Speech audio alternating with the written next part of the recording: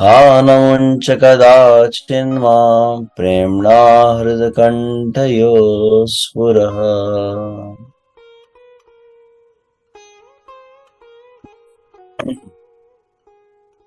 हरे कृष्णा। अनंत कोटि वैष्णव वृंद की जय। श्रीला प्रभुपाद की जय। श्री यशोदा दामोदर भगवान की जय। तो सर्वप्रथम यहाँ उपस्थित समस्त भक्तों का एक बार पुनः महाराष्ट्र के भी कई भिन्न क्षेत्रों से, अकोला से, अमरावती से, नागपुर से, साथ ही जलगांव है, यहाँ पर ओडिशा से भी है और अन्य कई स्थानों से भी यहाँ भक्त उपस्थित है। तो उन सभी का हार्दिक स्वागत है इस वैष्णव प्रशिक्षण वर्ग के अंतर्गत। सर्वप्रथम समस्त भक्तों को विशेष रूप से कार्तिक मास का, और कार्तिक मास में दीपावली कल से प्रारंभ हुई कई स्थानों पर। धन त्रयोदशी जिसे कहा जाता है या धनतेरस,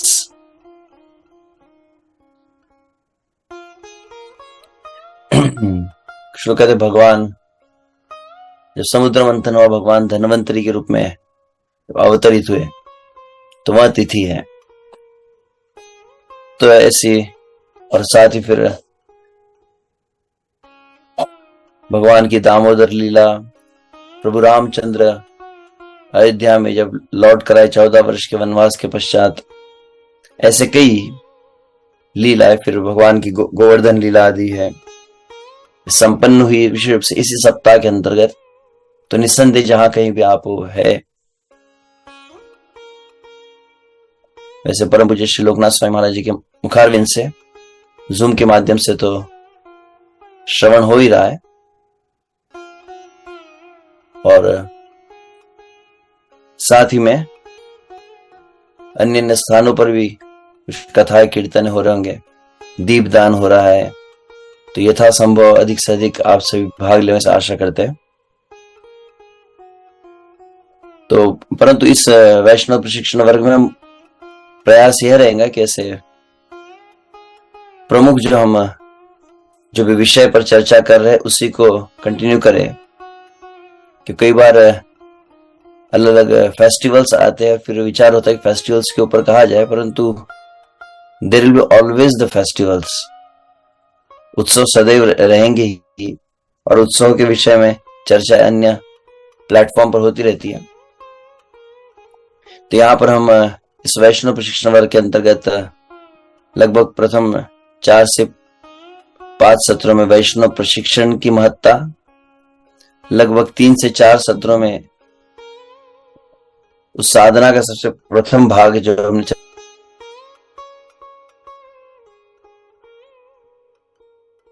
चर्चा किया था, वहां ब्रह्म मुहूर्त की महत्ता के ऊपर। वैष्णव, ये वैष्णव को भक्त कहते हैं। तो भक्तों के लिए प्रशिक्षण जब हम चर्चा कर रहे हैं, तो आवश्यक है कि भक्त समझने से पहले भक्ति को अच्छी तरह समझा जाए, और जो भक्ति का अनुशीलन करता है वह हुआ भक्त, जो भक्ति का पालन करता है वह भक्त हुआ। तो भक्त प्रशिक्षण का जो इस पाठ्यक्रम का तीसरा भाग आप कह सकते हैं, जिस पर हम चर्चा आज से प्रारंभ कर रहे हैं। मुख्यतः भक्ति का अर्थ है क्या, मतलब भक्ति, हम जो कहते भक्ति है, तो भक्ति क्या है और भक्ति को क्यों किया जाए। भक्ति में भिन्न भिन्न प्रकार से जो हम कार्य करते क्यों किए जाते हैं, ये 2 विषय हमारी चर्चा का विषय रहेंगे आने वाले कुछ सत्रों के लिए। तो सर्वप्रथम आप सभी में कोई वक्त यदि चाहे तो हैंड रेज कर सकते। ये प्रश्न है आप सभी कि अगर आप कोई आपसे पूछे भक्ति करते हैं, तो भक्ति करते हो तो क्या करते हैं, भक्ति करना हो तो क्या है, आप में से कोई कहना चाहेगा? हाथ ऊपर करके करते कि नहीं आप भक्ति करते कि नहीं? अगर आपसे कोई प्रश्न पूछ, कोई भी किसी से भी, ओके, अंजलि माता जी।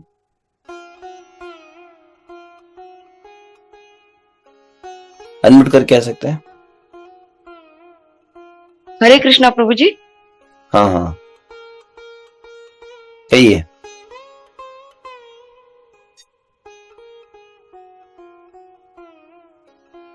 अब अनम्यूट से आपकी आवाज आई थी, फिर आप स्वयं म्यूट हो गए। हरे कहिए। कृष्णा। हाँ कहिए। हरे कृष्णा प्रभु जी। भक्ति करना मतलब भगवान श्री कृष्ण की सेवा करना, उनको भोग लगाना, उनका स्नान आदि करना, फूल चढ़ाना, भोग लगाना आदि, माला करना। Okay okay okay. जो भोग लगा के वो जो प्रसाद है वो सेवन करना। वो ठीक। ऐसी भक्ति, वो ऐसी हाँ प्रकार हाँ, भक्ति की जाती। ठीक है, धन्यवाद। तो एक अर्थ होता है कि भगवान श्री कृष्ण को भोग लगाना, भगवान श्री कृष्ण की आरती करना।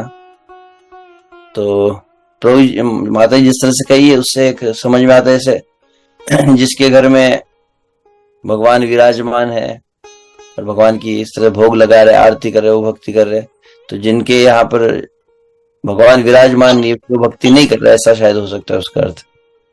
तो और कुछ उसमें किसी भक्ति करना, तो करना क्या है? किसी ने लिखा है प्रेममयी सेवा, चैट बॉक्स में लिखा है। तो प्रेममयी सेवा और थोड़ा अधिक स्पष्ट रूप से क्या है भक्ति करना किसे है? अच्छा, किशोरी माता जी। हरे कृष्ण प्रभु जी, दंडवत प्रणाम। आवाज आ रही है प्रभु जी? हाँ हाँ हाँ हाँ प्रभु जी, सॉरी हम थोड़ा रोड पर खड़े हैं, आज सेवा है बच्चों को हाँ लेने के लिए, डिस्टर्ब हाँ, होगा। भक्ति का अर्थ प्रभु जी हमारे संबंध जो भगवान से जोड़ना, जो भी कार्य कर रहे भगवान के प्लेजर संतुष्टि के लिए करना।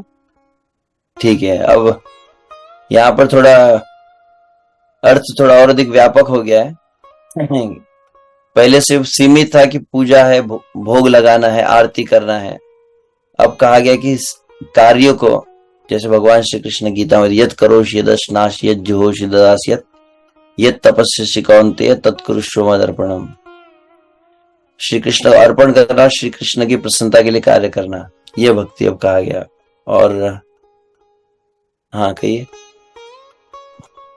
हरे कृष्णा प्रभु जी, दंडवत प्रणाम। हाँ भक्ति हाँ, करना मेरा ये है कि सदैव कृष्णा के चिंतन में रहना। अब तीसरा और एक अर्थ, बहुत धन्यवाद। चिंतन करना, तो सदा सर्वदा श्री कृष्ण का चिंतन करना, यह भक्ति है। अच्छा, श्रुति माता जी।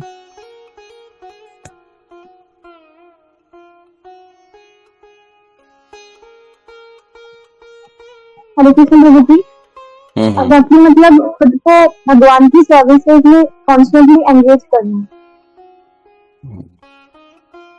एक बार पुनः कहेंगे। स्वयं को भगवान की सर्विसेज में कॉन्स्टेंटली एंगेज करना। भगवान की सेवा में संलग्न करना, ठीक है। ठीक है, लगभग आप में से कई जानते हैं और आप में से कई अधिकांश लोग बता भी रहे, बहुत बहुत धन्यवाद। आशा सभी से कर रहा था, बाकी वक्त खेल देख रहे थे, ठीक है, समझ। तो ये अत्यंत आवश्यक है हम अच्छी तरह से समझ सके भक्ति के विषय में, भक्ति की व्याख्या को। भक्ति करना मतलब वास्तविक करना क्या है, कि अधिकांशतः संसार में भक्ति के अलग अलग प्रकार के, हाँ, दिन में कुछ समय भगवान की कुछ पूजा कर ली, यह एक भक्ति होती है। या फिर जैसे कहा कि भगवान को स्मरण करना, यह भक्ति है। तो भक्ति एग्जैक्टली क्या क्या है उस पर समझने के पूर्व हम, तो संसार में कई अर्थ हो सकते हैं, परंतु मूलतः हम जो श्रील प्रभुपाद जी समस्त वैदिक शास्त्रों का सार हमें प्रदान किया गया है, भगवान श्री कृष्ण चैतन्य महाप्रभु के प्रमुख अनुयायियों में से एक श्रील रूप गोस्वामी के द्वारा। और श्रील रूप गोस्वामी, प्रयास करे से भक्त अपना म्यूट रखे अपने आप को।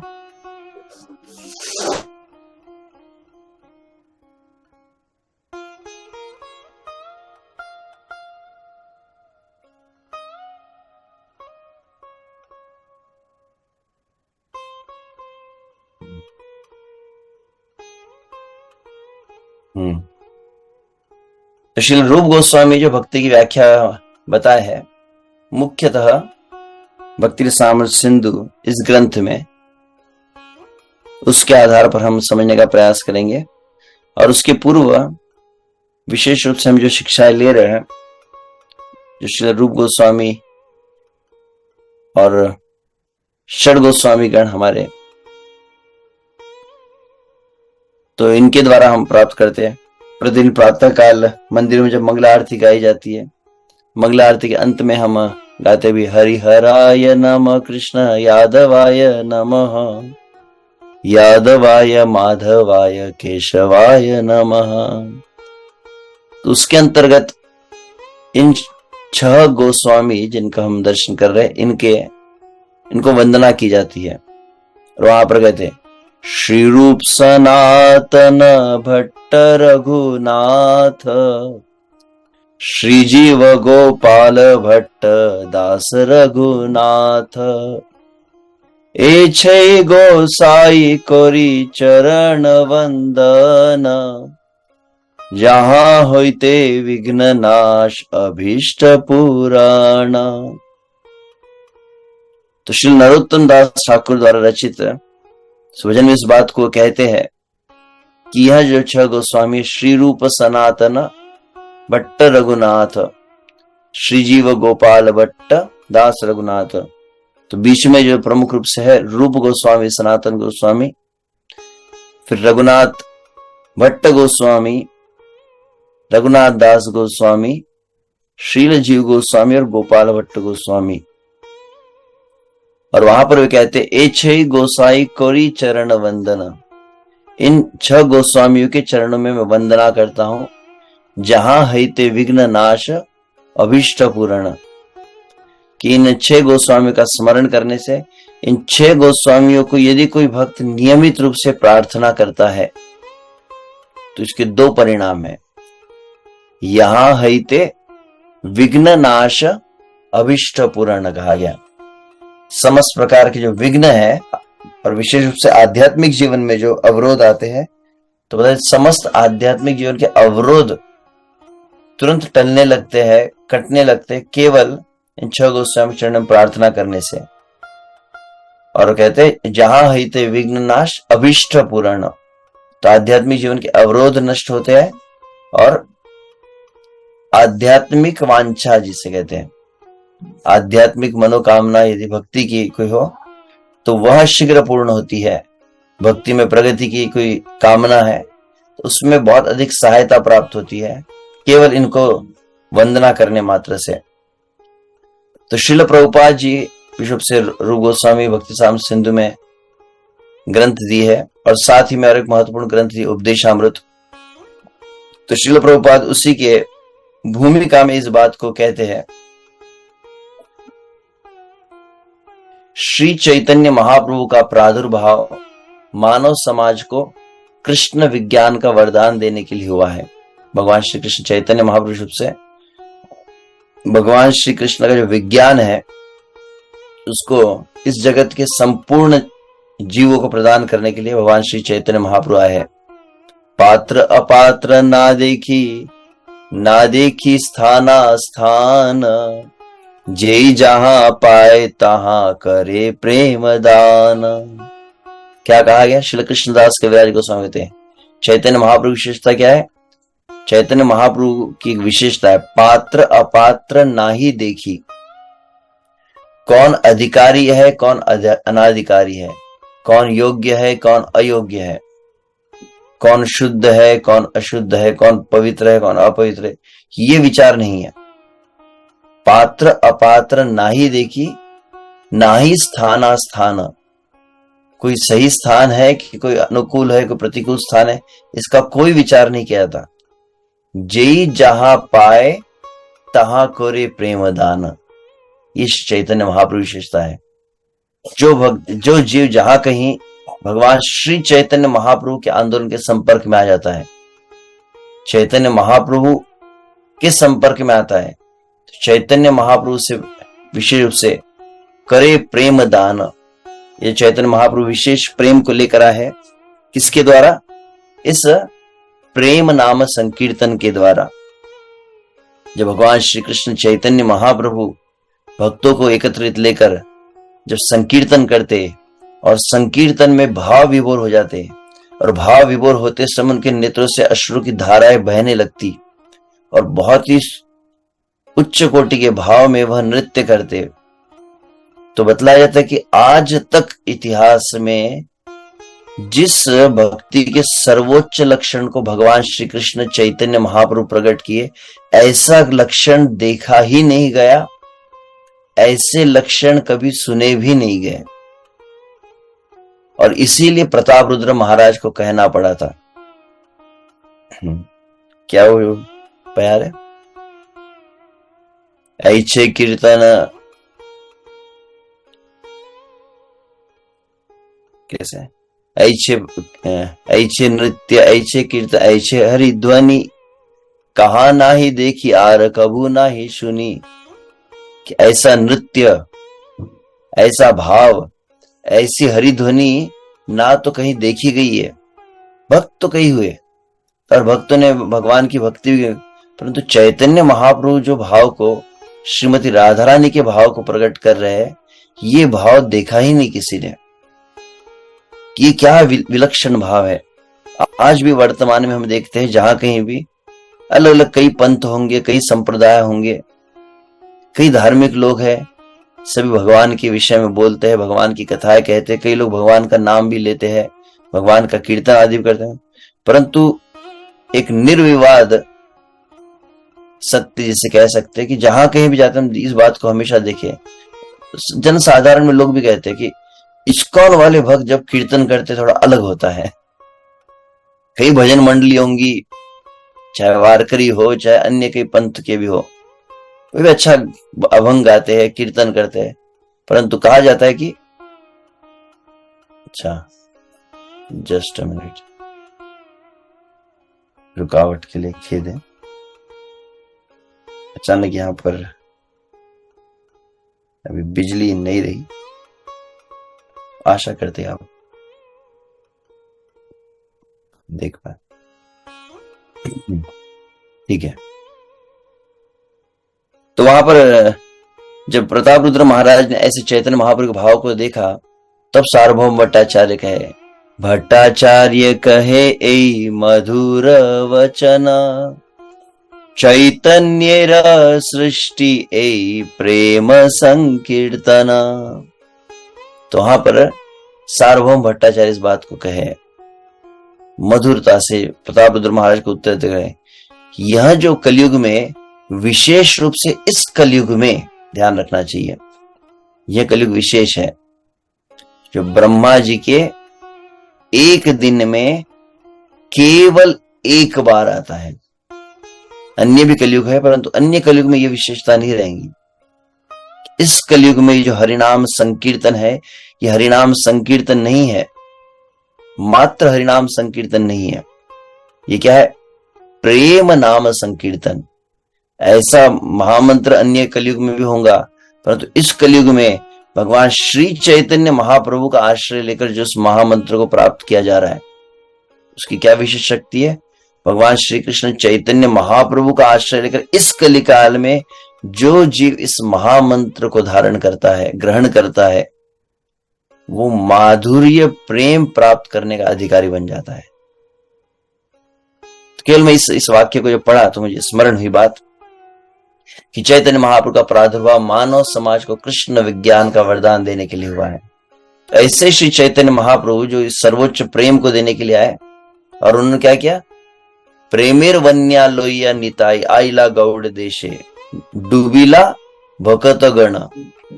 कि श्री चैतन्य महाप्रभु नित्यानंद कहा प्रेमेर वन्या, वन्या एक बंगाली शब्द है, वन्या मतलब बाढ़, प्रेमेर वन्या लोहिया निताई। चैतन्य महाप्रभु नित्यानंद कहा प्रेम की बाढ़ लेकर आए, सभी प्रकार के जितने बांध थे, जितने बाउंड्रीज थे, सभी को तोड़ दिया, वहां पर कहा जाता है। परंतु ये श्री चैतन्य महाप्रभु इस प्रेम को लेकर आए, इस प्रेम को सही पात्र में, सही बर्तन में डिलीवरी होनी चाहिए ना। एक होता है production, then they should proper packaging, marketing, delivery. तो श्री चैतन्य महाप्रभु जिसको लेकर आए प्रेम को, इसको संपूर्ण जगत के सामने प्रदान करने के लिए श्री चैतन्य महाप्रभु ने प्रमुख रूप से जिन भक्तों को चुना है वे है ये षड गोस्वामीगण। तो इसी को प्रभुपाद आगे कहते हैं, भगवान कृष्ण के समस्त कार्यकलापों में सबसे उत्कृष्ट है गोपियों के साथ उनके माधुर्य प्रेम की लीलाएं। तो भगवान के शांत दास्य वात्सल्य साख्य माधुर्य में सबसे श्रेष्ठ कौन सी? माधुर्य लीला है। और आगे कहते हैं श्री चैतन्य महाप्रभु गोपियों में श्रेष्ठतम हैं।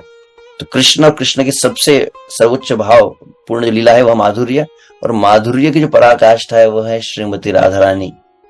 और वह श्रीमती राधा रानी के कांति को, श्रीमती राधा रानी के भाव को, श्रीमती राधा रानी की करुणा को, सभी को पूरी तरह से लेकर श्री कृष्ण जब प्रकट हुए वह है श्री चैतन्य महाप्रभु। अंतर कृष्ण बहिर्गौर कहते हैं।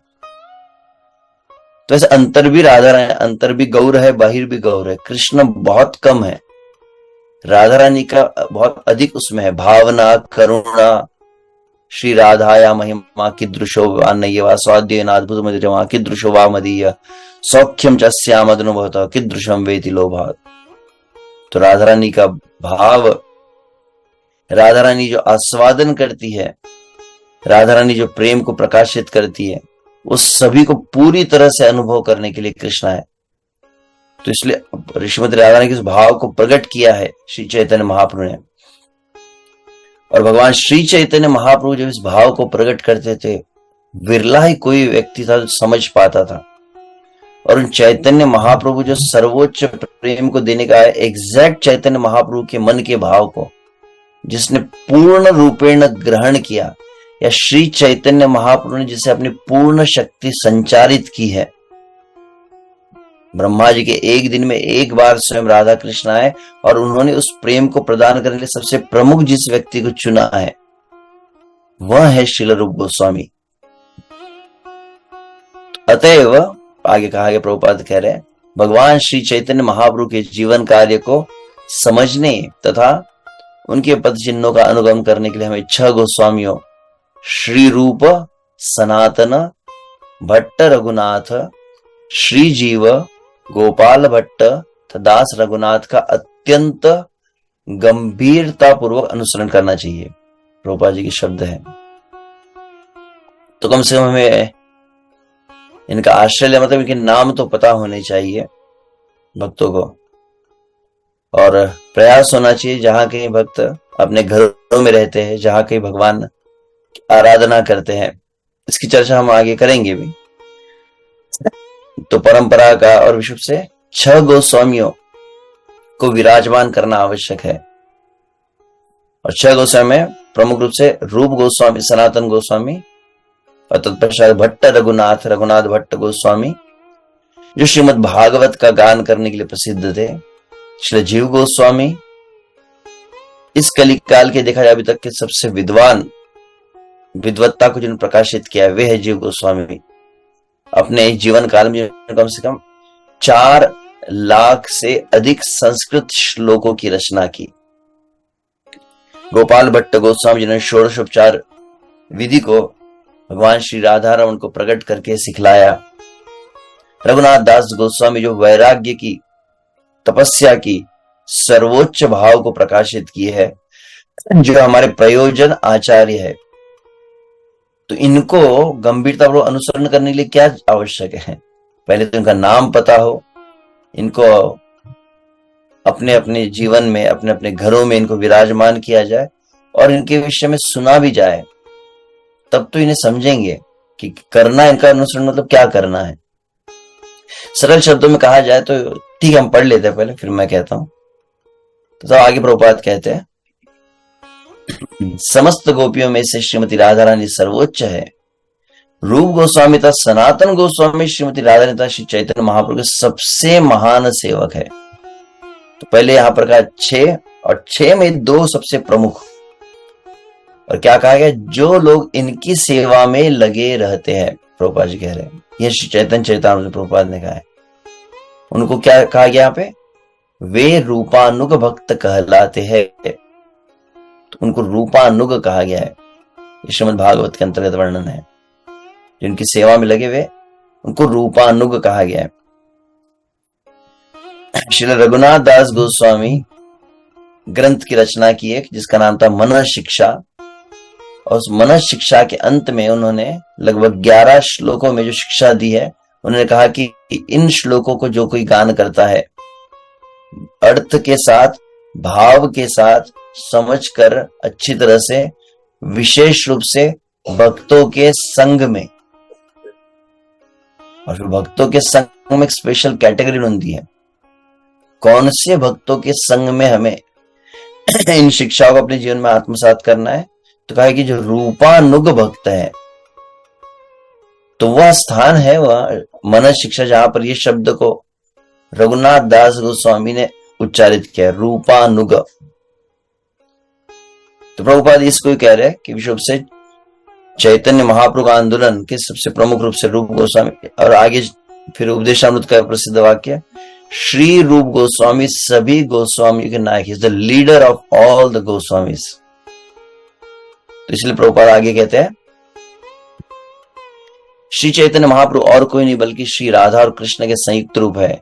वे इन भक्तों के जीवन आधार है जो श्री रूप गोस्वामी के चरण कमलों का दृढ़ता से अनुसरण करते हैं। तो चैतन्य महाप्रभु किनका आधार है? जो विश्व से रूप गोस्वामी के चरण कमलों का दृढ़ता से पालन कर रहे हैं। और उपदेशामृत के प्रारंभ में सबसे प्रथम जो वाक्य श्रील प्रभुपाद ने लिखा है, कृष्ण भावनामृत आंदोलन श्रील रूप गोस्वामी की अध्यक्षता में संचालित होता है। प्रभुपाद वहां लिख रहे हैं, मतलब समझ में आता है, अध्यक्षता में संचालित। कृष्ण कॉन्शियसनेस मूवमेंट, इसका बहुत सुंदर एक अर्थ यह हुआ, श्री रूप गोस्वामी की अध्यक्षता में संचालित होता है। इसका अर्थ यह हुआ कि अभी वर्तमान में भी ये कृष्ण आंदोलन की जो कार्य चल रहे, जो गतियां चल रही है, इसको प्रमुख जो डायरेक्शन दे रहे वह रूप गोस्वामी है। इसका और एक अर्थ यह हुआ कि श्री रूप गोस्वामी 500 साल पहले होकर गए, ऐसा नहीं है। भगवान श्री चैतन्य महाप्रभु का आंदोलन जब तक चलते रहेगा, श्रील प्रभुपाद जी के शब्द का अर्थ यह भी बताया जाता है भक्तों के द्वारा कि जब तक चैतन्य महाप्रभु आंदोलन चल रहा है, चैतन्य महाप्रभु की शिक्षा जब तक चल रही है, रूप गोस्वामी उनके आंदोलन के डायरेक्शन देते रहेंगे। व्यवहारिक रूप से लगभग आज से 57 कितने लगभग 58-60 साल पहले देखा भी गया इस बात को। हालांकि श्री रूप गोस्वामी 500 वर्ष पूर्व आए, परंतु इस कृष्ण आंदोलन को प्रस्थापित करने के पूर्व स्वयं श्रील प्रभुपाद कहां पर गए? तो राधा दामोदर मंदिर में रूप गोस्वामी की समाधि, रूप गोस्वामी भजन कुटीर, वहां पर बैठकर उन्होंने प्रार्थना की, वहां पर बैठकर वे भागवत के अनुवाद को प्रारंभ किए। और उस समय बतलाया भी जाता है कि उन्हें साक्षात स्वयं श्री रूप गोस्वामी अपना दर्शन भी प्रदान किए हैं, रूप गोस्वामी अपना आशीर्वाद प्रदान किए, और श्री रूप गोस्वामी का दर्शन करके, श्री रूप गोस्वामी आशीर्वाद प्राप्त करके तब श्रील प्रभुपाद पाश्चात्य जगत में गए थे। यहां तक कि कई बार उस राधा दामोदर मंदिर के समीप रहने वाले कुछ जो निवासी गण है, उनसे प्रभुपाद के विषय में कुछ अनुभव जब पूछा गया, आगे चलकर इंटरव्यू जब लिया गया, तो उनमें किसी ने यह भी बात बताई कि राधा दामोदर मंदिर के अंदर में श्रील प्रभुपाद जी रहते थे। रात्रि में राधा दामोदर का शयन नगर मंदिर बंद हो जाते थे, पट बंद हो जाते, बाहर के द्वार भी बंद हो जाते, और मध्य रात्रि के समय में लगभग 1 बजे का समय है, 12 बजे का समय है, 2 बजे का समय है, उस समय जोर जोर से रोने की आवाज आती थी। उस समय इतना कंस्ट्रक्शंस नहीं हुए थे जितने अब बिल्डिंग और अभी जो स्वरूप है वृंदावन का। तो वहां पर बतलाया जाता है, एक भक्त बताते हैं कि जब इस तरह से उन्हें आवाज आने लगी, अचानक उनकी मध्य रात्रि में नींद खुली और उन्होंने देखा कुछ आवाज आ रही है, क्या हो रहा है, कुछ विलक्षण कोई बात हो रही है क्या। और कुतूहलवश वे दीवार के ऊपर चढ़ने का प्रयास करें, विशुद्ध से रूप गोस्वामी की समाधि भजन कुटी जिस तरफ है उस तरफ से। और उस समय जब वो चढ़कर देखने लगे तो क्या देखा, लगभग ये 65 वर्ष के अत्यंत वयोवृद्ध थे भक्ति वेदांत स्वामी जी। क्या कर रहे थे, उनके हाथ में झाड़ू था और झाड़ू से रूप गोस्वामी की उस समाधि को झाड़ू लगा रहे थे। क्या इतना नहीं कर रहे थे, श्रील प्रभुपाद जी उस रूप गोस्वामी समाधि को झाड़ू लगाते हुए उनके आंखों से आंसू बह रहे तो रो रहे थे और बीच बीच में रूप गोस्वामी प्रार्थना करते थे कि पता नहीं मैं कैसे, मेरे गुरु महाराज ने कहा कैसे संपूर्ण जगत में चैतन्य महाप्रभु शिक्षा पहुंचेंगी, जो सबके लिए लगभग असंभव था सोचना, कैसे पूरी दुनिया में एक चीज पहुंच सकती है। संसार में नास्तिक आसुरी लोगों के बीच में कैसे यह भागवत की शिक्षा प्रस्तावित होंगी। प्रभुपाद बार बार रो रो कर प्रार्थना करते थे रूप गोस्वामी को। और उसी के अंतर्गत बताया जाता है कि श्रील प्रभुपाद को साक्षात्कार भी हुआ। तो प्रभुपाद केवल ऐसे ही कोई अलंकारिक भाषा में नहीं, प्रभुपाद ने अनुभव किया है, वही प्रभुपाद सबसे पहला स्टेटमेंट यहां पर दिए। कृष्ण आंदोलन श्रील रूप गोस्वामी की अध्यक्षता में संचालित होता है, अंडर हिज सुपरविजन। मतलब इसका और एक अर्थ बहुत सुंदर भक्त बता रहे थे, इसका अर्थ क्या है, रूप गोस्वामी की दृष्टि, अध्यक्ष मतलब समझ, अध्यक्ष मतलब प्रेसिडेंट नहीं होता है, संस्कृत शब्द है अध्यक्ष।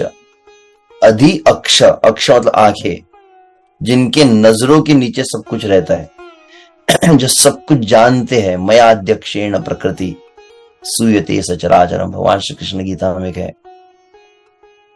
तो वहां पर भक्त बता रहे थे इसका अर्थ क्या हुआ। इस वाक्य के कई अर्थ बता रहे और उसमें प्रमुख अर्थ यह भी हुआ कि जितने भक्त इस कृष्ण आंदोलन में जुड़ रहे हैं, जितने वक्त कृष्ण आंदोलन में चैतन्य महाप्रभु का आश्रय ले रहे हैं, जितने वक्त कृष्ण आंदोलन में चैतन्य महाप्रभु आश्रय लेकर नाम जप आदि कर रहे, उन सभी के ऊपर डायरेक्ट रूप गोस्वामी की कृपा दृष्टि है। रूप गोस्वामी सभी को देख रहे हैं, यह भी अर्थ है।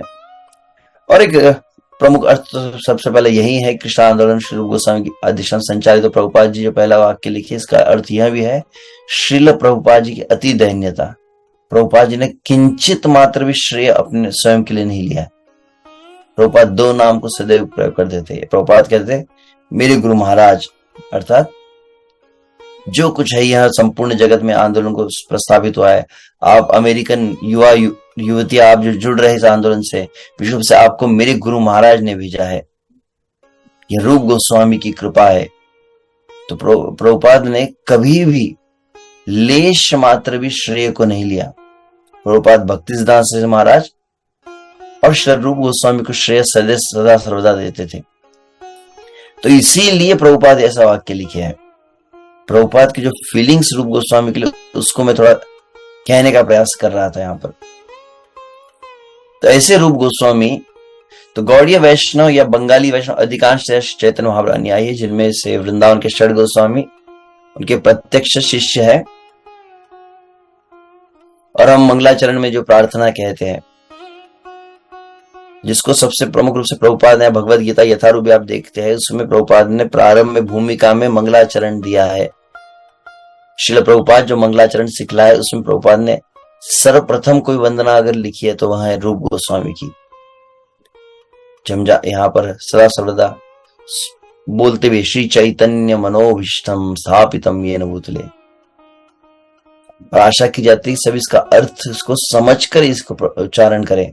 आज जिस बातों को मैं कह रहा हूं, इस भाव को हृदय में धारण करके फिर रूप गोस्वामी को यह वंदना करें। श्री चैतन्य मनो अभिष्टम, चैतन्य महाप्रभु के मन के अभिष्ट को, the innermost desire, the innermost mood of lord Chaitanya, स्थापितम ये न भूतले, चैतन्य महाप्रभु हृदय के भाव को जिन्होंने धारण किया है। ये विस्तृत यह कथा है, कैसे चैतन्य महाप्रभु कौन कौन से भाव को रूप गोस्वामी ने तुरंत ग्रहण किया था। स्थापितम ये न भूतले, इस भूतल पर जिन्होंने इसकी स्थापना की, चैतन्य महापुरुष शिक्षा की, स्वयं रूप, वे स्वयं रूप गोस्वामी, कदा मह्यम, कब मुझ पर, ददाती प्रदान करेंगे, स्वपदांतिकम, अपने चरण कमलों का निकटतम आश्रय, अंतिकम, अंतिकम मतलब बहुत निकट, अपने चरणों के बहुत निकट मुझे कब आश्रय देंगे, यह प्रार्थना हम कहते हैं। श्रील कृष्णदास कविराज गोस्वामी चैतन्य चरितामृत की रचना की हम देखते हैं, तो उसमें प्रारंभ से अंत तक प्रत्येक अध्याय के अंत में यह प्यार आप देखेंगे, श्री रूप रघुनाथ पदे यार आश, चैतन्य चरितामृत कहे कृष्णदास। तो श्री कृष्णदास कविराज गोस्वामी पूरे चैतन्य चरितामृत रचना किनकी कृपा से की है? तो दो नाम उन्होंने उल्लेखित किया, हालांकि समझते थे, परंतु रघुनाथ दास गोस्वामी और रूप गोस्वामी, यह दो आचार्य सबसे प्रमुख रूप से उन्होंने वर्णन किए गए। और नरोत्तम दास ठाकुर के हम जो शब्द है, और इसका श्रील प्रभुपाद जी ने जो अनुवाद किया है, बहुत महत्व का है। नरोत्तम दास ठाकुर भजन है, गौरांग बोली ते हबे पुलक शरीर, हरि हरि बोली ते नयन बवे नीरा, कि कब चैतन्य महाप्रभु का नाम उच्चारण करके मेरा शरीर पुलकित होगा, और कब हरि नाम का कीर्तन करते हुए नेत्रों से अविरल अश्रु की धाराएं प्रवाहित होंगी। आर कबे निताई चांदेर करुणा हई वे, कब श्री नित्यानंद प्रभु की मुझ पर करुणा होगी, संसार वासना मोरे कब तुच्छ हवे, और उन श्री नित्यानंद कृपा से संसार की जो वासना है, संसार की कामना मुझे तुच्छ कब लगेंगी। और आगे कैसे, आर कबे निताई चांदेर करुणा हई वे, संसार वासना मोर कब तुच्छ होवे, फिर विषय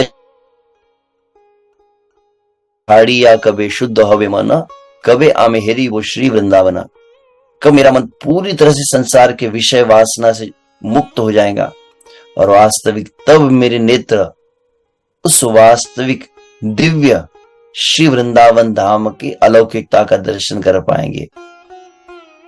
और उसके आगे कहते हैं, ये होगा कैसे? विश्व से नरोत्तम दास ठाकुर ने भजन लिखे, बहुत सुंदर भजन है, इसे कहा जाता है लालसा मई प्रार्थना। आध्यात्मिक लालसा, लोभ को भगवान के सम्मुख जब प्रकट किया जाए, तो उसी अंतर्गत वे कहते हैं, रूप रघुनाथ पदे हई वे आकुति, कबे हम बुझब से जुगल, कब मैं रूप रघुनाथ के चरण कमलों में मेरी प्रीति होंगी, और जब मेरी रूप गोस्वामी के चरण कमलों में प्रीति होंगी, तब वास्तविक युगल प्रीति, युगल प्रेम, राधा कृष्ण के प्रेम लीलाओं को समझने का मैं अधिकार प्राप्त कर पाऊंगा। ये सरल अर्थ हुआ। अब इसी को श्रील प्रभुपाद जब अनुवाद किए, क्या लिखे, कब मैं श्रील रूप गोस्वामी और श्रील रघुनाथ दास गोस्वामी के नेतृत्व में 6 गोस्वामी द्वारा प्रदत्त ग्रंथों का अध्ययन करने की उत्सुक होऊंगा। तो यहाँ पर आकुति मतलब वैसे विश्व से रूप गोस्वामी चरणों में प्रेम कैसे होगा, परंतु वहां पर वास्तविक उसका अर्थ क्या है कि रूप गोस्वामी की शिक्षाओं को और उनके द्वारा प्रदत्त जो ग्रंथ है उनका अध्ययन करने के लिए कब मैं आतुर होऊंगा। कितना उन्होंने सुंदर जो ग्रंथ प्रदान किए हैं, कब मैं उनको पढ़ने के लिए मैं आतुरता होंगी। और जब उनको मैं समझ लूंगा तभी वास्तविक राधा कृष्ण के प्रेम को समझ पाऊंगा। इसलिए आगे वे कहते हैं, रूप रघुनाथ पदे रहु मोर आश, प्रार्थना करे सदा नरोत्तम दास। तो मेरी एक में कामना यही है कि इन 6 गोस्वामी जिनके नेतृत्व कौन कर रहे हैं, रूप गोस्वामी रघुनाथ दोस्त, इनके चरण कमलों की सदा मैं आशा करता हूं, इन चरण कमलों का आश्रय मुझे प्राप्त हो। यही प्रार्थना जिन नरोत्तम दास ठाकुर भजन में कर रहे हैं। तो हम दोनों प्रकार से मैंने विशुभ से रूप गोस्वामी की भक्ति की व्याख्या को सुनने के पहले बोल कौन रहा है व्यक्ति, उस व्यक्ति की महत्ता को भी जानना आवश्यक है। इसलिए मैंने इन वचनों को कहा। तो श्री चैतन्य महाप्रभु जब नीलाचल से वृंदावन के लिए निकले, तब दशाश्वमेध घाट पर 10 दिनों तक उन्होंने रूप गोस्वामी को उपदेश दिए थे, जिनको रूप गोस्वामी ने आत्मसात किया। आगे चलकर रूप गोस्वामी पुनः जगन्नाथपुरी गए, भगवान श्री चैतन्य महाप्रभु से भेंट किए वहां, और श्री चैतन्य महाप्रभु ने जब कृपा प्रदान की, तब उन्होंने विशेष रूप से यह भक्ति रसामृत सिंधु, उपदेशामृत आदि ग्रंथों की रचना की। और गौड़ गणोदेश अनुसार रूप गोस्वामी कौन है? तो राधा कृष्ण की अंतरंग लीला में, जहां पर राधा कृष्ण अष्ट सखी आदि है, उन अष्ट सखियों से भी अंतरंग जो विशेष मंजरी होती है। मंजरी मतलब थोड़ी ऐसे आयु में कम होती है, या गोपिया जो है वह थोड़ी उम्र में श्रीमती राधा रानी के कृष्ण के लगभग समवयस्क में होती है, और मंजरी बहुत छोटी उम्र की होती है। तो और यह डायरेक्ट मतलब जहां पर राधा कृष्ण निकुंज आदि में है, जहां पर राधा कृष्ण का अंतरंग प्रेम में आदान प्रदान हो रहा है, जहां पर कभी कभी ललिता विशाखा आदि अष्ट सखिया भी प्रवेश करने से संकोच करे, वहां पर निर्बाध रूप से प्रवेश को करते तो बोले मंजरिया, और सीधा जाकर वहां पर श्रीमती राधा रानी को, कृष्ण को श्रृंगारित करते हैं। उनके अलग अलग प्रकार से जो निज सेवा है, व्यक्तिगत सेवाएं करते हैं। तो वो जितने मंजरी है उस आध्यात्म में, उनके सबसे प्रधान जो मंजरी है, जो डायरेक्ट राधा कृष्ण के सबसे समीप रहते हैं, वह है श्री रूप मंजरी। और वही श्री रूप मंजरी इस धरातल पर श्री रूप गोस्वामी के रूप में आया है, उसी को यहां पर बताया जा रहा है। तो ऐसे बहुत कुछ बातें यहां पर कही जा रही है कि क्या रूप गोस्वामी करते हैं। तो वह विश्व से जो राधा कृष्ण युगल जोड़ी है, उनके विशेष संदेश वाहक होते हैं। उनके अलग प्रकार के रस आदि बनाना, उनको अलग अलग माला उनके लिए तैयार करना और माला अर्पण करना, यह सभी कार्य विश्व से सेवाएं करते हैं। तो अपने शुद्ध आध्यात्मिक स्वरूप में वह भगवान की नित्य सेविका है। और वहीं यहां पर जब आ जाते हैं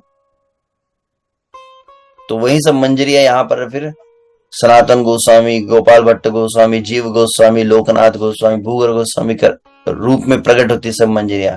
तो सभी में प्रधान जो है वही रूप मंजरी ही रूप गोस्वामी बनते हैं। और यहां पर आप देख रहे विशुभ से यहाँ राधा दामोदर मंदिर में भी, जहां पर रूप गोस्वामी भजन कुटीर, यहाँ पर रूप गोस्वामी भजन करते थे, रूप गोस्वामी लिखते थे, यह भी स्थान है। साथ ही में जब आप बरसाना जाते हैं और बरसाना से नंदगांव जाते हैं, तो बरसाना नंदगांव के बीच में स्थान आता है टेर कदम्ब, बहुत ही रमणीय। संपूर्ण ब्रजमंडल में कई स्थान है, बहुत अच्छे हैं, सभी स्थान अच्छे हैं द्वादश में, परंतु व्यक्तिगत रूप से मेरा भी जो अनुभव रहा, कई वक्तों से मैं सन्यास से सुना, टेर कदम की कुछ विशेष महत्ता है। निसंदेह कृष्ण की लीला हुई, भगवान वहां पर वेणु वादन करते हैं, समस्त गौओं को एकत्रित करते हैं। वहां से कभी कभी आगे की लीलाओं के संकेत आदि भी होते हैं। वहीं से आगे संकेत वन भी आता है, टेर कदम से आगे जब आप बरसाना की ओर जाने लगते हैं। तो टेर कदम वह स्थान है जहां पर रूप गोस्वामी रहते थे, जहां पर रूप गोस्वामी बैठकर विशेष रूप से ग्रंथों को लिखते थे, भक्ति रसामृत सिंधु, उपदेशामृत आदि। और ग्रंथों को लिखते समय बतलाया जाता है विश्व से उन्होंने 2 ग्रंथ लिखे, ललित माधव, विदग्ध माधव आदि, जिसके अंतर्गत एक में राधा और कृष्ण के मिलन की लीला का वर्णन वे किए, और एक में विप्रलंब भाव, जहां पर श्रीमती राधा रानी कृष्ण के विरह का अनुभव करती है, उस लीला का वह वर्णन किए। मैं इसको यहां पर इसलिए कह रहा हूं कि उनकी किस अवस्था में वो लिखते थे।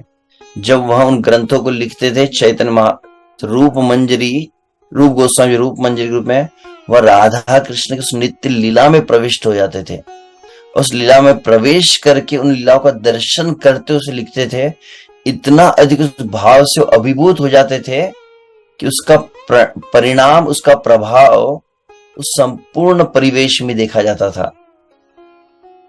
रूप गोस्वामी लिख रहे हैं, क्या लिख रहे, किसी विशिष्ट वन में, और जैसे वो लिखते हैं तो उनके हृदय में प्रसन्नता उमड़ आती है। इतने अधिक रोमांचित, इतने आह्लादित हो जाते हैं, वो आह्लाद के साथ में जैसे उन अक्षर को लिखना प्रारंभ करते हैं, उसका प्रभाव क्या होता है, वहां पर संपूर्ण वह जो परिवेश है टेर कदम में, जितने वृक्ष है, जितने लता है, जितने पौधे आदि है, सभी हरे भरे हो जाते हैं। और सभी वृक्ष जो थे वो पूरे फल और फूल से लद जाते थे। और किसी दिन फिर श्री रूप गोस्वामी विदग्ध माधव लिखते हुए श्रीमती राधा रानी कैसे श्री कृष्ण के विरह का अनुभव कर रही है, कैसे श्रीमती राधा रानी अत्यंत व्याकुल हो गई है, श्रीमती राधा रानी कैसे क्रंदन कर रही है, यह सभी राधा रानी के और कृष्ण के उस विरह भाव को जो वर्णन करते, वह कहते कहते उन गहरी गहरी गरम गरम सांसें वो ले लेते थे। उनके नेत्र अश्रु बहन लगते थे, अत्यंत दुखी हो जाते थे। और प्रभाव क्या होता था, उस संपूर्ण टेर कदम्ब के क्षेत्र में जहां पर रूप गोस्वामी लिखते समय विरह भाव को लिख रहे हैं, उसके प्रभाव से जितने वृक्ष और लताएं पौधे थे सब सूख जाते थे, कोई पत्ता बचता ही नहीं था। केवल रूप गोस्वामी की कलम से अक्षर लिखने से और उनके भाव हृदय से प्रकट होने का प्रभाव। मुख से बोल थोड़ी रहे, कोई यूट्यूब पर लाइव लेक्चर थोड़ी दे रहे, कि भावना का प्रभाव उस स्थान पर कैसे होता था, इस बात को मैं कह रहा हूं। तो ऐसे जो आचार्य है श्री रूप गोस्वामी, तो अलग जितने हमारे गोस्वामी गण हैं, कौन कौन सी मंजरी, इसका वर्णन भी किया जाता है, जो कोई भी हो। तो ऐसे रूप गोस्वामी हमें जो ग्रंथ प्रदान किए हैं, सबसे प्रमुख ग्रंथ श्रील प्रभुपाद कहते हैं एक गाइड बुक भक्तों के लिए। हमें भक्ति में करना क्या है, भक्ति मतलब क्या है, क्या करना है, कैसे करना है, क्यों करना है, ये सभी को भली भांति ठीक तरह समझाया जो प्रधान रूप से, वह 2 ग्रंथ है ये, भक्ति रसामृत सिंधु और उपदेशामृत। जो भक्त आध्यात्मिक जीवन में जब गंभीर हो जाते हैं और अच्छी तरह से प्रशिक्षण प्राप्त करने का जो प्रयास करते हैं, तो उनके लिए विशेष पाठ्यक्रम श्रील प्रभुपाद जी ने अनुमोदित किया। और कौन सा, भक्ति शास्त्री कोर्स कहते हैं। और उसमें सबसे प्रमुख जो 2 ग्रंथ रखे प्रभुपाद जी ने, वह ही उपदेशामृत भक्ति रसामृत सिंधु। आप अपने शरीर नहीं हम आत्मा है, इस तत्व को, सिद्धांत आदि को जो है अच्छी तरह से समझ जाते हैं भगवत गीता के द्वारा। मायावाद का खंडन करने के लिए, भगवान के व्यक्तित्व को पूर्ण स्थापित करने के लिए ईशोपनिषद प्रभुपाद जी ने बतलाया। परंतु भक्त जब बन जाए तो भक्ति कैसे करना है, उसके लिए 2 ग्रंथ अत्यंत महत्वपूर्ण है प्रभुपाद जी ने जो दी है। तो उसी के अंतर्गत अब हम जो भक्ति का प्रशिक्षण में भक्ति शब्दों पर ही समझने का जो प्रयास करें, श्रील भक्ति नहीं हाँ, भक्ति विनोद ठाकुर ही एक भजन लिखे है, रूपानुग भजन दर्पण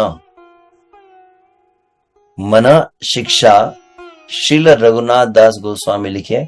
और उसका जो अर्थ उन्होंने लिखा है, टीका लिखी है भक्ति विनोद ठाकुर ने, उसके अंतर्गत वही इस बात को बताया है।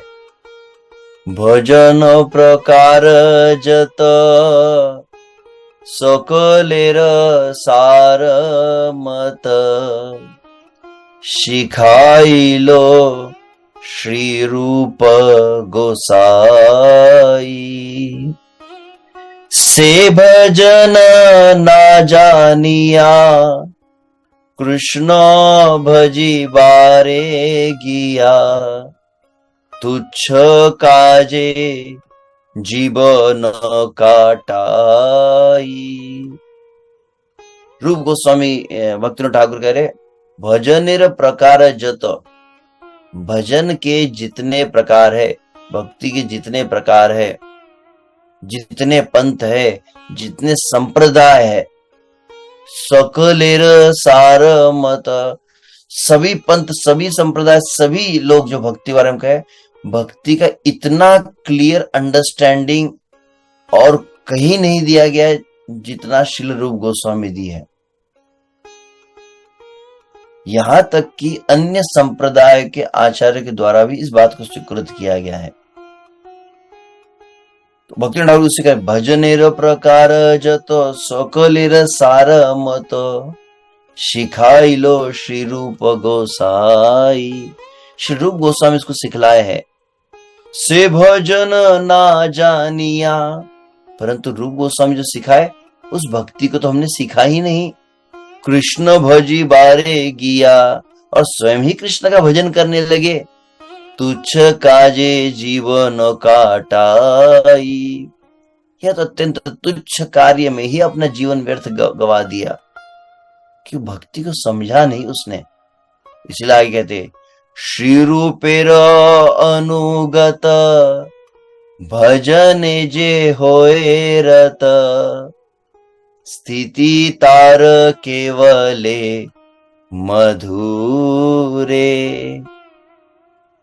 श्री रूपेर अनुगत, इसलिए मैं कहता हूं रूप गोस्वामी के अनुगत्य में, रूप गोस्वामी के निर्देशन में, रूप गोस्वामी की अध्यक्षता में, भजने जे होए रत, जो भजन में, जो भगवान की भक्ति में रत होता है, स्थिति तार केवले माधुरे, निसंदेह निश्चित रूप से गारंटीड है कि उन्हें इसी जीवन में माधुर्य प्रेम की स्थिति में स्थित हो जाएंगे।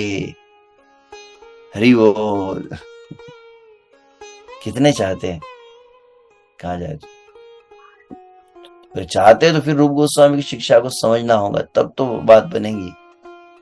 तो वे रूप गोस्वामी यहां पर भक्ति विषय में सिखलाए है। तो भगवान श्री चैतन्य महाप्रभु ने इन 6 गोस्वामी को वृंदावन में भेजा, और वृंदावन में जब वे रहने लगे हैं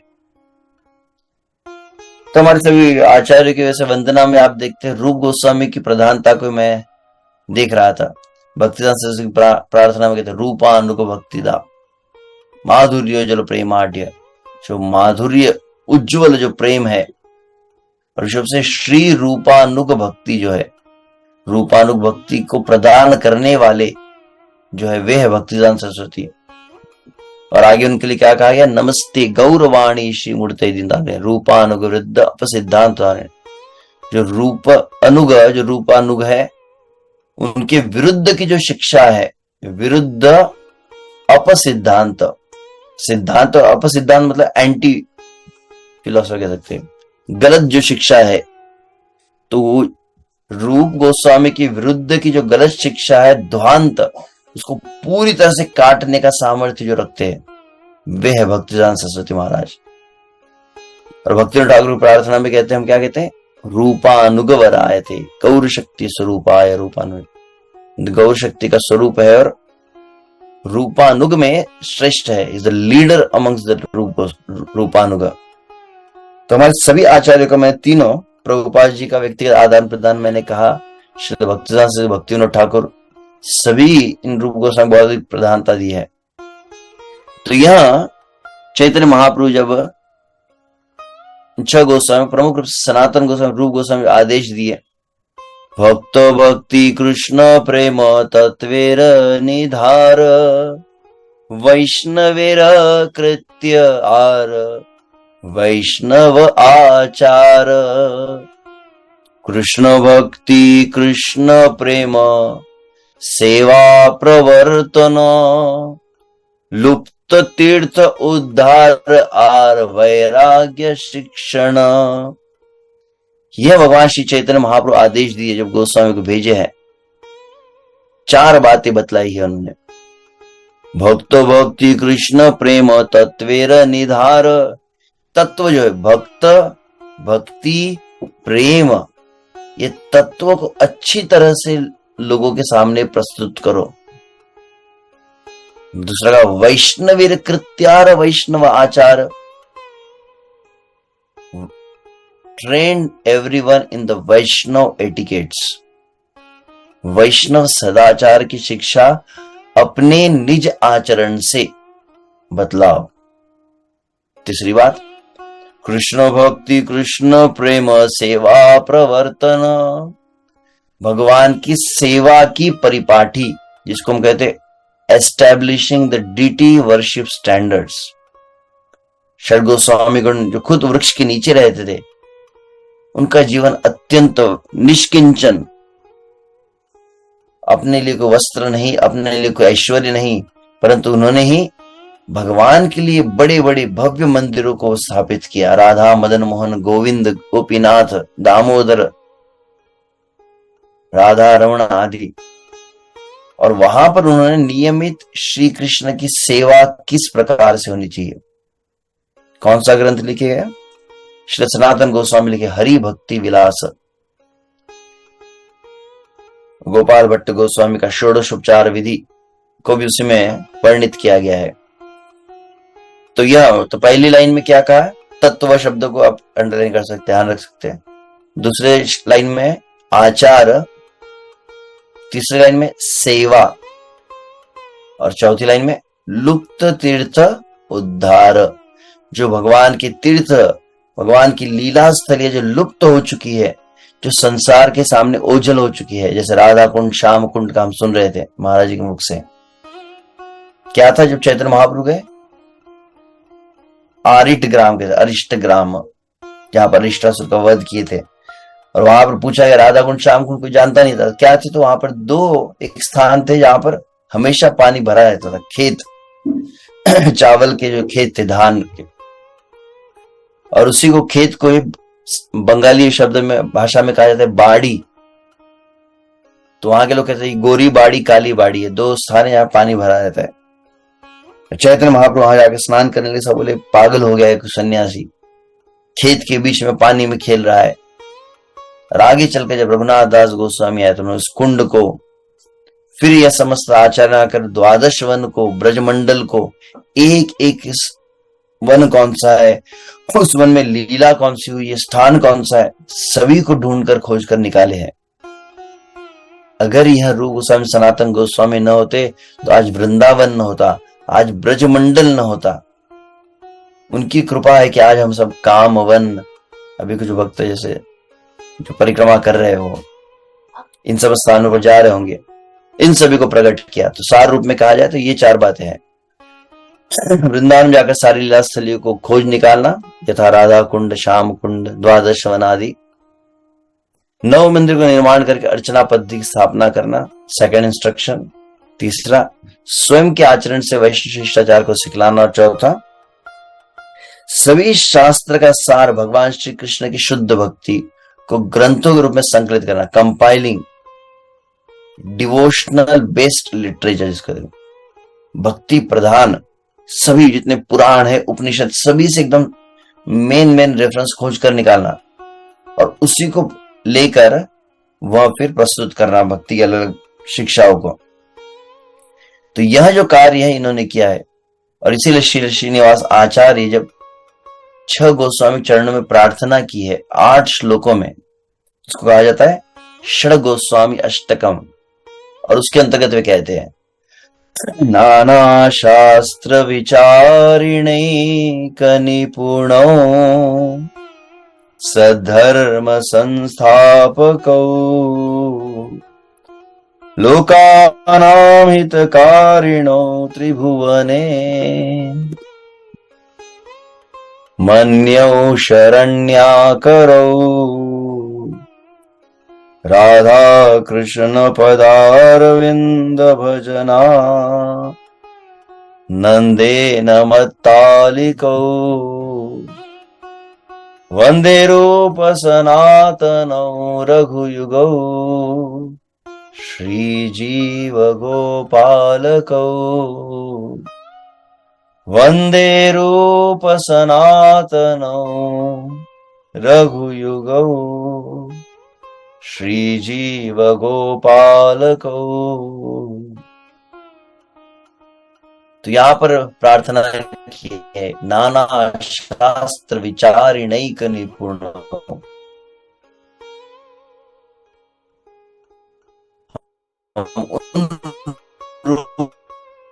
गोस्वामी सनातन गोस्वामी प्रणाम कर मूल ग्रंथ यदि कभी देखा जाता है, भक्ति रसामृत सिंधु, हरि भक्ति विलास, षड संदर्भ, और इन ग्रंथों आप देखते हैं कितने पुराणों का उल्लेख किए हुए। सनातन गोस्वामी है, जीव गोस्वामी है, और अलग अलग शास्त्र को प्रमाण। तो नाना शास्त्र विचारिणी, नाना शास्त्र को अच्छी तरह लेकर निपुण हो, जिसमें निपुण थे। सद्धर्म, सद्धर्म मतलब भागवत धर्म, भक्ति का जो धर्म है, संस्थापक भक्ति धर्म को अच्छी भली भांति जिन्होंने स्थापित किया है। लोकानाम हितकारिणो त्रिभुवने मन्यो शरण्य, और जो सदा सर्वदा लोगों के जन कल्याण का, कैसे समस्त जीवों का तीनों लोकों में कल्याण होगा, यह भावना में सदैव रत रहते थे। राधा कृष्ण पदारविंद भजनानंदे नमत्तादिको, और राधा कृष्ण के चरण कमलों के भजन में के आनंद में जो मत्त रहते थे।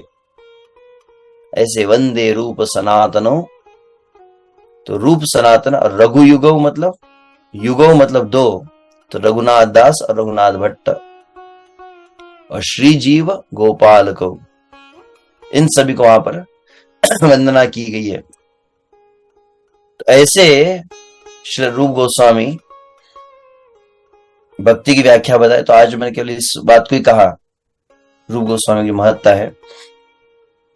विश्व से मैं इसी स्थान पर हूं जहां पर रूप गोस्वामी भजन किए हैं, तो इसलिए मन में विचार है कि उनके बारे में थोड़ा कहा जाए। और इन्होंने फिर भक्ति के विषय में बतलाया है, तो केवल उस श्लोक को ही अभी मैं, के टाइम तो हो गया,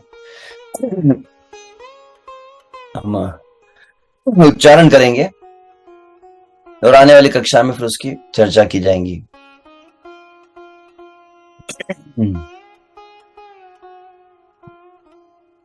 हम में से कई अलग अलग भक्ति के बारे में कह रहे थे। भक्ति करना मतलब चिंतन करना, भक्ति करना पूजा करना, भक्ति करना मतलब सब कुछ क्रिया भगवान को अर्पण करना। परंतु सर्वव्यापक जो एक डेफिनेशन कह सकते हैं, जिस कंप्लीट, कि पूरी तरह से सभी बातों को जिसमें कवर कर लिया गया हो, और ये अगर बात समझ में आई तो मैं समझ आया एग्जैक्टली भक्ति है क्या। और फिर भक्ति है क्या ये जब समझ में आएगा, तब हम भक्त है कैसे हम कहलवा सकते हैं। जो भक्ति करता है वो भक्त बनता है। तो हम भक्त बनने के लिए भक्ति शब्द को समझना अति आवश्यक है। तो उसी को रूप गोस्वामी श्री भक्ति रसामृत सिंधु नामक जो ग्रंथ उन्होंने लिखा है, भक्ति रस अमृत सिंधु। भक्ति का रस कैसा है, जो अमृत है और सिंधु है। इस संसार का जो रस है, प्रभुपाद वहां पर भक्ति नाम सिंधु की भूमिका में इस बात को बताए। संसार में जो रस मिलता है, संसार के संबंधों में, पति पत्नी में, माता पुत्र में, भाई बहन में, इस संसार के संबंधों में तथाकथित जो प्रेममय व्यवहार है, उसमें जो रस मिलता है वो कैसा रस है। उसके दो गुण श्रील प्रभुपाद बतलाए हैं। एक कौन सा है, भोग त्याग। एक इस संसार के प्रेम का लक्षण क्या है, संसार के संबंधों का लक्षण क्या है, तो भोग त्याग। अर्थात इस संसार में जिस वस्तु से आप, जिस व्यक्ति से आप सुख की कामना करते हैं, जिस वस्तु व्यक्ति से आप सुख प्राप्त करने की इच्छा करते हैं, वही आपको दुख भी प्रदान करता है। तो इसीलिए व्यक्ति क्या करता है, भोग त्याग। भोग त्याग, वस्तु को ग्रहण करता है, और वही वस्तु, मान लीजिए कोई रसगुल्ला है, कोई गुलाब जामुन है, कोई मिष्ठान हो, या अन्य कोई भी इंद्रियों के विषय भोग वस्तु है, उनको आप ग्रहण करते हैं। एक समय में वही भोग जो आपको कष्ट देने लगता है, दुख देने लगता है, तो फिर त्याग।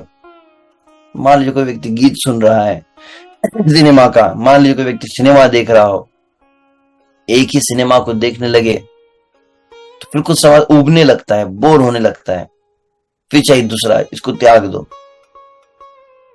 व्यक्ति क्या करता है, तो बोले कि व्यक्ति धन के प्रति बहुत लोभ रहता है, बहुत पैसा चाहिए, बहुत पैसा चाहिए, बहुत पैसा चाहिए।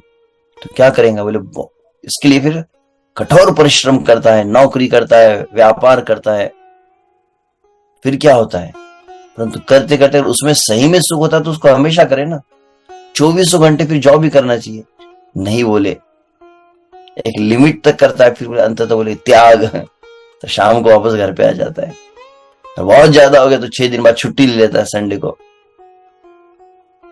और चल छुट्टी लेने के क्यों, उसमें सुख नहीं मिल रहा ऑफिस में, तो घर में छुट्टी लेकर सुख मिलता होगा, या कहीं हिल स्टेशन चले जाते तो वहां पे सुख मिलता होगा ना। बोले तो फिर से उसको भी त्याग, मंडे को वापस ऑफिस ज्वाइन कर लेते हैं। तो किसी भी चीज को पकड़ के नहीं रखा जा सकता है संसार में।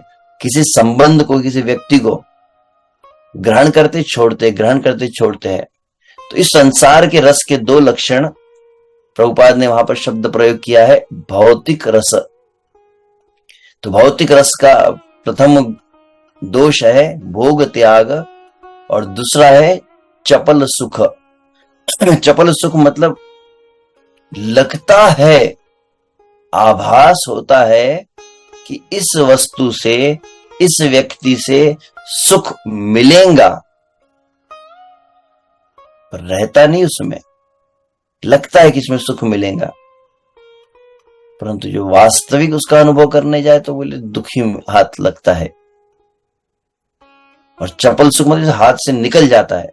जैसे प्रभुपाद जी कहते, कठोर परिश्रम कोई व्यक्ति करे 10 साल तक, 15 साल तक, 20 साल तक, इसलिए बोले अपना घर होगा प्रभु जी, अपनी गाड़ी होंगी, तो अपने घर अपने गाड़ी के लिए कठोर परिश्रम करता है। और जैसे ही प्राप्त होता है तब तक अचानक वो व्यक्ति मर जाता है, या उसके अपने सगे संबंधी जिनके साथ वो भोगना चाहता वो नहीं रहते, मां नहीं रहती, पिता नहीं रहते, बोले उनके बिना क्या सुख लूंगा। और वही और अनुभव क्या है इस संसार का, कोई भी वस्तु अभी ग्रहण करते हैं, आप देखें वर्तमान में एक अनुभव जो देखा जा रहा है, अत्याधिक असंतुष्टि, एक्सट्रीम फ्रस्ट्रेशन, डिससैटिस्फैक्शन का लक्षण है कि कोई भी व्यक्ति किसी भी वस्तु को दीर्घ काल तक भोग नहीं पा रहा है। बोले आजकल पेन लेते तो एक पेन छोड़ दिया, दूसरा पेन लेते, use and throw, use and throw, use and throw. फिर क्या होता है, बोले गाड़ियां लेते तो use and throw, use and throw, use and throw. एक गाड़ी लेते बोले 6 महीने दूसरी गाड़ी लेंगे, 2 साल के बाद और तीसरी गाड़ी लेंगे। मोबाइल लिया तो use and throw, use and throw.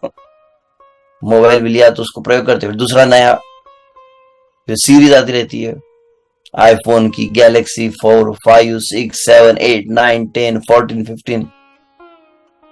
इसको छोड़ के दूसरा लिया, तो गाड़ी को लिया फिर यूज एंड थ्रो, पेन को लिया यूज एंड थ्रो, वस्तु को लिया यूज एंड थ्रो, मोबाइल को लिया यूज एंड थ्रो, फिर पत्नी को लिया यूज एंड थ्रो। संबंध को भी लोग सभी में असंतुष्टि आ गई है। तो इसी कहते चपल सुख। तो वो भौतिक रस जो है ऐसा है, परंतु भक्ति का रस कैसा है, अमृत। अमृत मतलब, अमृत का अर्थ है जो सदा आस्वाद्य है, और अमृत मतलब जो शाश्वतता प्रदान करता है। भौतिक रस बंधन प्रदान करता है, और आध्यात्मिक भक्ति रस मुक्ति प्रदान करता है। और कैसा ये रस है, अमृत तो है, तो अमृत के साथ में सिंधु लगा दिया। इतना असीम सुख है, इतना असीम सुख है कि जिसको मापा नहीं जा सकता, जिसके लिए कहा जाता है वर्धनम प्रतिपदम। प्रत्येक क्षण जो है समृद्ध बढ़ते ही जा रहा है, प्रतिक्षणम वर्धमानम, इस तरह से कई स्थानों पर कहा गया है। तो ऐसा भक्ति रस है। तो ऐसे भी ये भक्ति जो है, हम जो भक्ति कर रहे हैं, हम क्या कर रहे हैं, इस बात को यहाँ पर बतलाया गया है। अन्याभिलाषिता शून्यम ज्ञान कर्माद्यनावृतम आनुकूल्येन कृष्ण अनुशीलनम भक्ति उत्तम। तो इस श्लोक के द्वारा हम रूप गोस्वामी और श्रील प्रभुपाद जो भक्ति सिखलाए है, एग्जैक्ट हमको क्लियर होगा। प्रश्न आ सकता है, प्रभु जी नहाना भक्ति है क्या? प्रभु जी हम भोजन ले रहे हो भक्ति है क्या? कौन सा कार्य भक्ति है, कौन सा कार्य भक्ति नहीं है। आरती कर रहे भगवान के हाथ में सामने दिया लेकर खड़े, वही भक्ति है। कौन कौन से कार्य भक्ति है। कोई व्यक्ति बैठा है बस चिंतन कर रहा है, उतना ही भक्ति है। सिर्फ चिंतन करो, दिखाने की चीज थोड़ी है भक्ति, इतना आडंबर करने की जरूरत नहीं है। भक्ति तो अंदर की बात है। तो बहुत से लोग बहुत कुछ बातें कहते हैं, आप लोग चिल्लाते रहते हो, ऐसी थोड़ी भक्ति होती है, ये तो दिखावा है, ये दम्भ है, पाखंड है। तो भक्ति है क्या? चिंतन भक्ति है, उछल कूद करना भक्ति है, आरती करना भक्ति है। एग्जैक्टली भक्ति क्या है उसको यहां पर हम समझेंगे आने वाले अगले सत्र में। हरे कृष्णा कृष्णा कृष्णा हरे हरे, हरे राम राम राम हरे हरे। तो यहां तक किसी कोई प्रश्न हो तो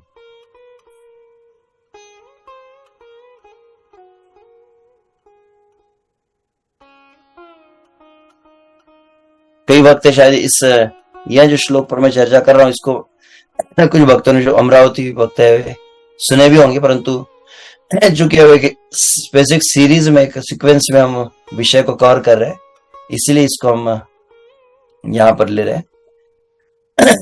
ओके, अंजलि माता जी।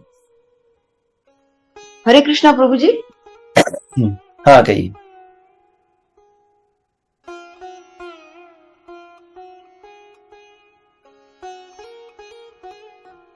कहिए ना।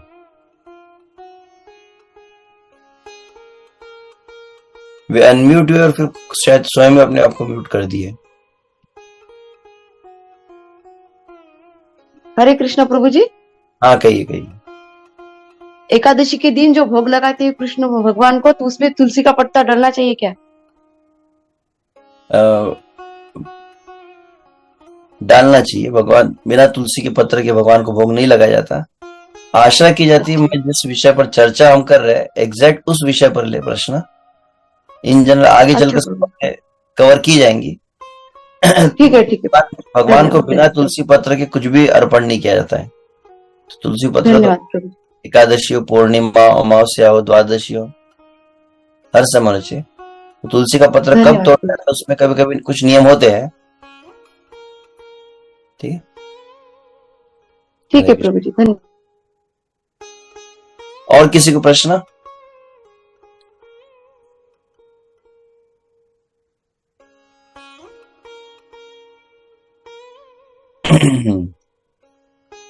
वैसे प्रारंभ में इस बात को अनाउंस किया गया था, तो उसको मैं बताना चाहता था कि हालांकि मैं पर्सनली अभी तक हमारे वैष्णव आविर्भाव से अधिक में चर्चा कर नहीं पाया समय के अभाव में, परंतु मैंने कहा ऑफिशियल रजिस्ट्रेशन करवा रहे हैं और जो रजिस्टर हुए तो उनका अटेंडेंस भी हम रखेंगे। और संभावना है कि जैसे एक वैसे जैसे ऑलरेडी 2 विषय हो चुके हैं, तो ऑलरेडी विचार था मेरा आज ऐसे, परंतु फिर मैंने उसको कहा कि नेक्स्ट टाइम अभी कार्तिक के बाद ही करते हैं कि 2 विषय हमने जो किए हैं, एक लगभग 4 की 5 सत्र थे जिसमें वैष्णव प्रशिक्षण के ऊपर था और 3 सत्र ब्रह्म मुहूर्त था। तो इस पर कुछ टेस्ट भी रहेंगी आपके लिए, तो इसीलिए आशा की जाती है कि अटेंडेंस हो। तो और अटेंडेंस में एक आवश्यक है कि विशेष रूप से यहाँ कुछ गंभीर हम प्रयास कर रहे हैं कि शिक्षा को अच्छी तरह से गंभीरता से ग्रहण करें, तो एक विशेष समय सभी का विचार लेकर ही इसको निर्धारित किया गया है। तो आप अन्य कार्यों को थोड़ा एक तरफ रख के 1 घंटे के लिए क्या होना, कम से कम 1 घंटा, तो उसके बाद भले आप एटलीस्ट 1 घंटे के लिए सभी, जिस तरह से आप मंदिर में जाते हैं, मंदिर में स्पेशली कोई कोर्स करने जाते हैं या कोई व्यक्ति पाठशाला में जाता है, कॉलेज में जाता है, क्लासरूम में जाता है, तो एक स्पेसिफिक एक तरीका होता है कि प्रॉपर एक आसन पर बैठते हैं या कोई चेयर पे एक स्थान पर बैठा जाता है पेन नोटबुक लेकर, तो it creates the mood, proper mood रहता है। ऐसा नहीं कोई अपने घर में रसोई में चम्मच हिला रहा है और क्लास चल रही है। तो प्रयास करें शनिवार के इस समय में आप एक तो पहले अपने कुछ कार्य कर ले या बाद में करें, और आशा की जाती है सब वीडियोस ऑन रखें ताकि पता हो। और इतना है कि जैसे आप मंदिर में जाते हैं, ऐसा नहीं कोई मंदिर में जाएगा तो कोई लुंगी के ऊपर चला जाता है या कुछ बनियान के ऊपर घूम रहा है, मंदिर में जाते हो तो एक वैष्णव वेशभूषा होती है, पर मंदिर में जाते हो तो आप तिलक आदि को धारण करते हैं, स्नान आदि करके। परम पूज्य श्रील भक्ति रसावत महाराज कहते हैं, online there should be the etiquettes even for the online class. आप में से कुछ भक्त अगर अटेंड किए होंगे, भक्ति रसावत महाराज जूम पर एक समय लेक्चर दिए तो उन्होंने कहा था, उन्होंने इस शर्त रखते हो कि सबसे प्रार्थना है कि सभी वीडियोस ऑन रखे, सभी से प्रार्थना कीजिए एक स्थान पर बैठ जाए, और ऐसे एक बनियान के ऊपर कोई बैठा है अपने घर में अच्छी तरह से वैष्णव ड्रेस में, और सभी को तिलक होना चाहिए। तो यह बातें उन्होंने बताई है। तो यहाँ पर भी मैं आशा करता हूं कि जो भक्त है वैष्णव आविर्भाव थोड़ा मॉनिटर कर सकते इस बात को, या अन्य और भी कोई भक्त है अलग स्थान पर, जैसे अमरावती से भी कई भक्त ज्वाइन करते हैं, अन्य स्थानों से भी करते हैं, उसको भी मॉनिटर किया जा सकता है। अब एक स्थान पर बैठ जाए, जब नहीं करना है उस समय इस समय आपको प्रॉपरली बैठकर लिखना है। तो और फिर एक एक करके मुझे किसी ने कहा, तो मैंने ऑलरेडी कुछ तो शेयर किया है, मुझे किसी ने कहा कि आपने जो दिए लेक्चर्स का नोट्स चाहिए, मुझे पूछा गया था, तो ब्रह्म मुहूर्त के ऊपर मैंने नोट शायद शेयर किया था, यहाँ तो मुझे स्मरण है, और उसके पहले के भी कुछ नोट्स चाहिए तो शेयर कर सकते हैं। तो संभावना है कि दिसंबर में एक बार चर्चा करेंगे, उसके एग्जाम भी रहेंगी आपकी उसके आधार पे, और फिर यह भक्ति के विषय में, उसके पश्चात फिर आगे वैष्णव प्रशिक्षण की जो आगे सीरीज है, वो ऐसा CGD सीरीज होती है, उसको हम आगे कंटिन्यू करेंगे। ठीक है, तो भक्ति रस, अच्छा भक्ति रस माता जी का नाम है, भक्ति रस माता जी बड़ोड़ा से। हाँ, माता जी का प्रश्न है। हरे कृष्ण प्रभु जी, दंडवत प्रणाम। प्रभु जी, जैसा आपने बताया कि हम भगवान के बारे में सोचते हैं या दीप दिखाते हैं, या फिर भगवान के लिए हम जो कुछ भी करते हैं तो वो भक्ति ऐसा है, सोचते हैं तो वो भक्ति के इसमें, तो क्या भक्ति के इसमें नहीं है, तो फिर भक्ति के इसमें क्या है प्रभु जी? रियल भक्ति फिर क्या है? वो तो मैंने प्रारंभ किया ही नहीं ना, मैंने कहा कि अलग अलग मत है, अलग अलग विचार है, जैसा अलग अलग लोग सोचते हैं, अलग अलग धारणा करते हैं। सुनिए सुनिए सुनिए, समझ गया। तो मैं ये कह रहा हूँ कि इसके लिए आपको है 1 सप्ताह की प्रतीक्षा करनी होगी, क्योंकि भक्ति क्या है, ये जो प्रश्न है इसी का उत्तर तो मैं देने के लिए प्रारंभ किए। तो श्लोक हमने लिया अभी जो आप देख रहे हैं सामने, इसकी चर्चा जो है संभावना है कि एटलीस्ट 2 क्लास में मैं कंप्लीट कर सकूं, एक में तो नहीं होगा, प्रयास रहेगा एक में अगर पूर्ण हो जाए, या अन्यथा फिर दो क्लासेस में हम इसकी चर्चा करेंगे। भक्ति क्या है, फिर भक्ति के प्रकार कितने हैं, फिर भक्ति के लेवल कितने हैं, फिर भक्ति करने की पद्धति कितनी है, ऐसे लगभग 3-4 बातें हैं, और फिर भक्ति क्यों की जाए, भक्ति में अलग जो बातें कर रहे हो क्यों की जाए, उस सभी को हम आगे आने वाले सत्रों में चर्चा करेंगे। तो अगले सत्र में रहेगा ये आपके प्रश्न का जो उत्तर है कि भक्ति मतलब है क्या, हम जो कर रहे हो वो भक्ति है कि नहीं है, क्या हम जो कर रहे हो दिखावा है। तो इसको हम चर्चा अगली बार करेंगे। ठीक है जी प्रभु जी, धन्यवाद।